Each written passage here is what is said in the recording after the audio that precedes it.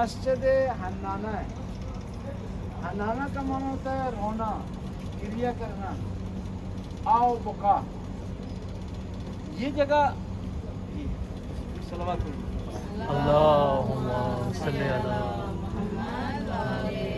N مکان اسمش حنانه است. حنانه به معنی گریه است. به همین مناسبت در مسجد نبوی هم یک ستون حنانه است. این چرا گریه میگن این مکان را؟ این مکان دو تا نسبت داره. میگن موقعی که جنازه امیرالمومنین را از کوفه میخواستن ببرن نجف، در همین مکان یک گریه و ناله بلند شد و جنازه امیرالمومنین را پایین آوردن.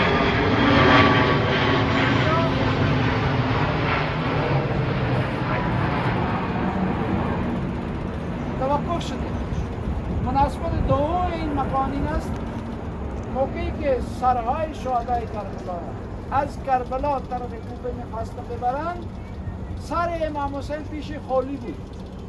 یکی از دشمنان اهل بیت اسمش خولی بود. این آمدن سرهای اهل بیت رو تقسیم کردن، میخواستن که جایزه بگیرن از یزید. هر کس یک سری گرفت. سر امام حسین را خولی برداشت، از اونجا کربلا که آورد میخواست ببره کوفه، اینجا خانهش بود. شب اینجا توقف کرد، سر امام حسین در خانه خودش گذاشت.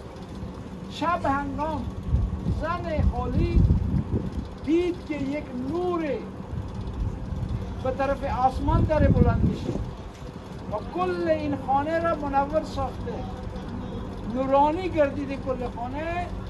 از شوهر سوال کرد که چه چیز خانه آوردید؟ مردم میارن مال و املاک میارن، خرید میکنن میارن، شما چی آوردی؟ چی چیز آوردی؟ گفت که سر امام حسین است.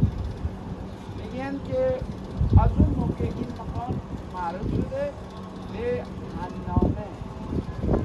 اینجا زیارت خیلی ثواب داره و دو رکعت نماز زیارت امام حسین شما اینجا بخوانید و زیارت بکنید، آداب اینجا میارید، بعد چرا اینجا پاس کنید.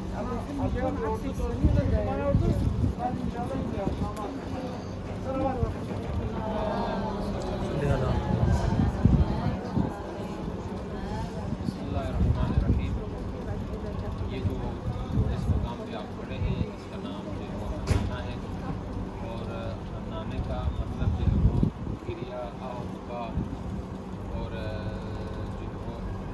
کا کے معنی میں تو اس کی دو مناسبتیں اس کے بارے میں جو بیان ہوئی ہیں کہ ان کو کیوں اس جگہ کو حنانہ کہا گیا، اس کی وجہ کیا ہے. ایک تو یہ ہے کہ جب حضرت امیرالمومنین علی ابن ابی طالب علیہ السلام کا جنازہ جب کوفہ سے نجف کی طرف لایا گیا تو وہاں سے لاتے ہوئے یہاں پر جو ہے وہ ان کو روکا گیا، یہاں پر ان کا جنازہ روکا گیا اور وہاں یہاں پر جو ہے وہ آو بکا اور گریہ وزاری ہوا، تو اس وجہ سے جو اس کو حنانہ کہا جاتا ہے. دوسری وجہ یہاں پر یہ ہے کہ جو ہے وہ جب شہدائے کربلا کے جو ہے وہ سر مبارک کربلا سے کوفے کی طرف جو ہے وہ لائے گئے، تو یہاں پر جو ہے وہ اس مقام پر ایک شخص تھا، اس کا نام تھا خولی. خولی نے جو ہے وہ امام حسین علیہ السلام کو جو ہے وہ ادھر لایا. ادھر میرے خیال میں اس کا گھر تھا، یہ مسجد تو بعد میں تعمیر ہوئی، اس کا گھر تھا. اس کے اپنے گھر میں لے کر آیا، تو جب رات ہوئی، رات کا عالم تھا، اس طرح کی اس وقت جو ہے وہ لائٹیں بھی نہیں تھی، ایک محدود سا سلسلہ تھا روشنی کا. تو اس کے گھر میں جو ہے وہ سارے کا سارا گھر نورانی ہو گیا اس سر مبارک کے آنے کی وجہ سے. تو اس کی زوجہ نے اس سے پوچھا کہ کیا لے کے تم آئے ہو کہ جس کی وجہ سے یہ ہمارا گھر سارا نورانی اور روشن ہو گیا ہے؟ تو اس نے کہا کہ جو ہے وہ میں مولا امام حسین علیہ السلام کا سر مبارک جو ہے وہ یہاں پر لے کر آیا ہوں، تو اس وجہ سے جو ہے وہ ہمارا سر گھر جو ہے سارے کا سارا گھر روشن اور منور ہو گیا. تو اس وقت جو ہے وہ اس خاتون چونکہ وہ مومنہ تھی، اس نے آہ و بکا اور گریہ وزاری بلند کی یہاں پر، اور اس کی وجہ سے اس کو حنانہ کہا گیا. اور اس کے بعد چونکہ جو ہے تاریخ یہ سلسلہ چلتا رہا، اور پھر جب موقع ملا مومنین کو تو انہوں نے اس گھر کو خرید کے یہ ساری جگہ کو جو ہے وہ کور کر کے یہاں پر اس مسجد کو تعمیر کر دیا کہ جس کا نام جو ہے وہ مسجد حنانہ رکھا گیا ہے. اس کی بہت زیادہ فضیلت ہے, اس کی زیارت کی, اس میں نماز پڑھنے کی, اس میں شہداء کربلا کی جو چونکہ ان کے مقدس سروں کو یہاں پر لایا گیا ہے تو ان کی زیارت بھی یہاں پر پڑھنے کی بہت زیادہ فضیلت اور اجر و ثواب ہے. یہ سر جو امام حسین کا تھا اس سے متعلق کئی جگہ مشہور و معروف ہیں. جہاں جہاں سے ایسا رکھا گیا ہے وہ جگہ ابھی بھی یادگار کے طور پر ہے. یہاں پر مسجد حنانہ ہے, لبنان میں راس امام حسین ہے. اس کے علاوہ بابا صغیر کے قبرستان میں راس الحسین ہے. مصر میں بھی راس الحسین ہے. کہ یہ انہوں نے اپنی فتح منانے کے لیے امام حسین کے سروں کو اور سارا کو مختلف شہروں میں لے گئے اور وہاں پر سارے امام حسین کا رکھا گیا. یہ امام حسین کا جو سر تھا اس سے بی بی سکینہ کو بڑا پیار تھا.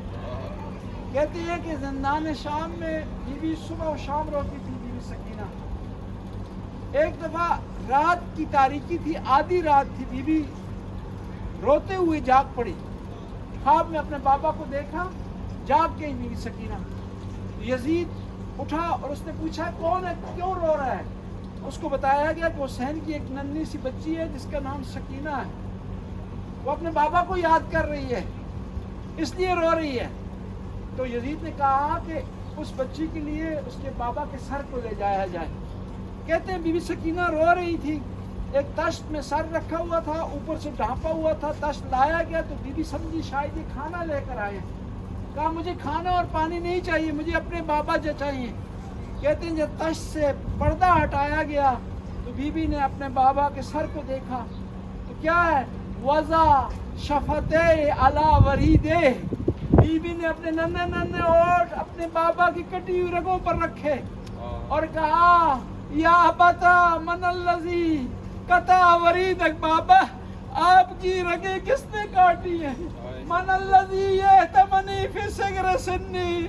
بابا کس نے مجھے بچپنے میں یتیم کر دیا؟ بچوں کا یہ ہوتا ہے نا, جب ان کو ستائے نا, تنگ کرے, تو جب بڑوں سے ملتے ہیں نا تو اپنے دل کی بڑاس نکالتے ہیں, بڑوں کو بتاتے ہیں کہ ہمارے ساتھ کیا گزری. کہا بابا آپ نے آنے میں دیر کر دی, بابا آپ کو کیا پتا ہمارے ساتھ کیا گزری. بابا بابا دیکھیں میرے دامن کو ابھی بھی آگ لگی ہوئی ہے. بابا میں سنتی تھی یتیم, مجھے نہیں پتا چلتا تھا یتیم کسے کہتے ہیں. آج مجھے پتا چل گیا ہے, جس کو تماچے مارے جائے اسے یتیم کہا جاتا ہے, جس کے در چھینے جائے اسے یتیم کہا جاتا ہے. بابا میں آپ جیسے سخی باپ کی بیٹی تھی, یہ ظالم اگر در مجھ سے مانگتے نا تو میں خود دے دیتی, انہوں نے مانگے نہیں, اس انداز سے چھینے. بابا آج بھی میرے کان زخمی ہے. بابا آپ کو کیا پتا میں نے سفر کس طرح کاٹا ہے. بابا ایک منزل ایسی آئی جب میں گھوڑے سے, میں سواری سے گر گئی. بابا جب قافلہ رکا نا, بھائی زین العابدین نے کہا شمر کو, قافلے کو روکو.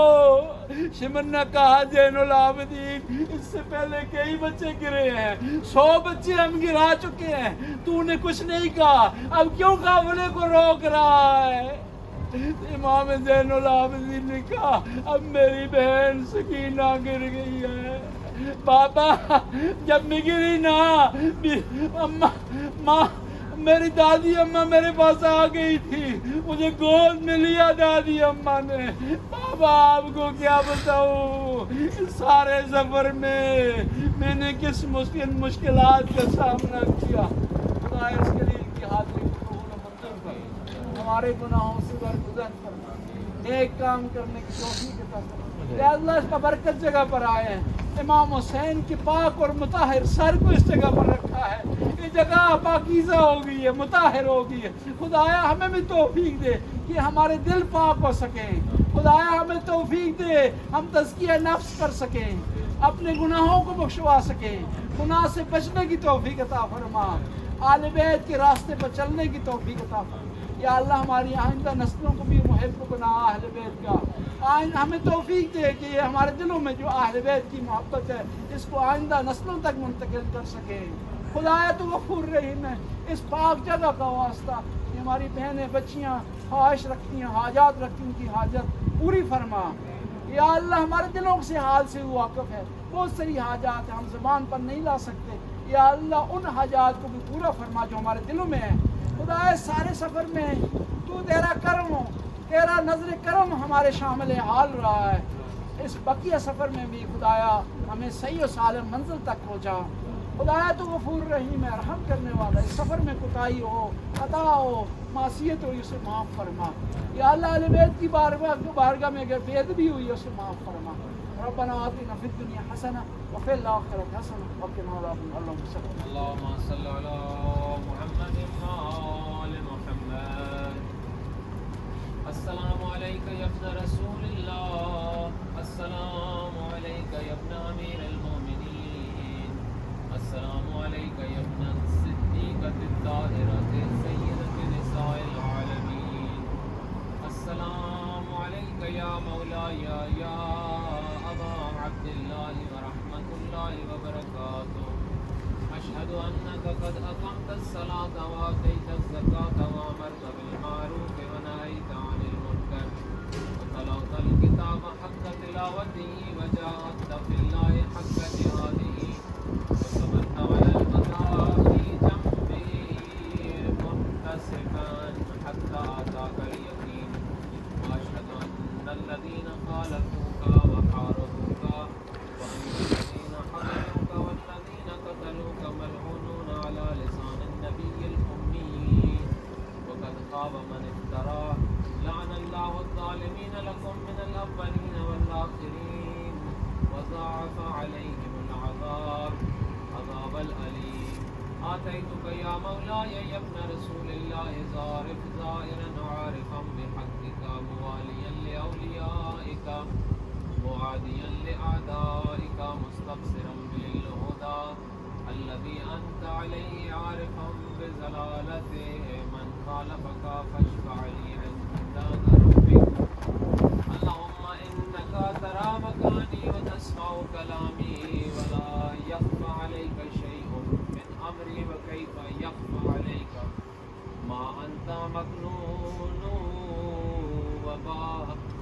وبارئه. وقد جئتك مستشفعا بنبيك نبي الرحمة ومتوسلا بوسي رسولك فأسألك بهما ثبات القدم والهدى والمغفرة في الدنيا والآخرة ورحمة الله وبركاته. صلی علی محمد وآل محمد. آپ لوگ اندر جائیں گے، یاد کریں گے اس مقام کی، 2 رکعت نماز پڑھیں، زیارت امام حسین کی نیت سے، اور پھر یہاں پر واپس آئیں.